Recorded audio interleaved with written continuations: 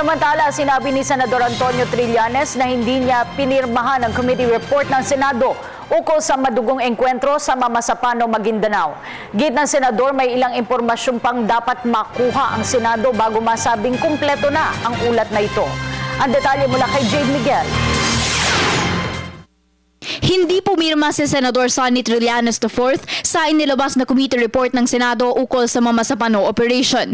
Ayon sa Senador, marami pa kasing kulang sa naturang ulat, kabilang na dito ang pagpapahayag kung ano nga ba ang nangyari sa mismong ground.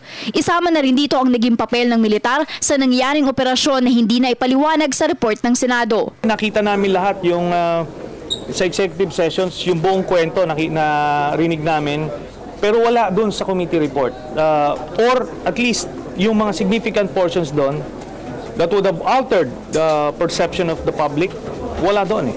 Kaugnay naman sa responsibilidad ng Pangulo sa insidente, naniniwala si Trillanes na inako naman na ng Pangulo ang kanyang responsibilidad sa nangyari at hindi na ito kakaiba sa mga naging pahayag ng Pangulo. The President has already accepted full responsibility. Nag-speech na siya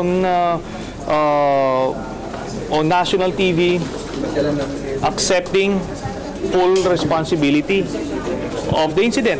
Kasi ganun siya eh. He's the father of the nation, he's the commander-in-chief. Lahat nangyayari sa ating bansa during his term, cargo niya yan.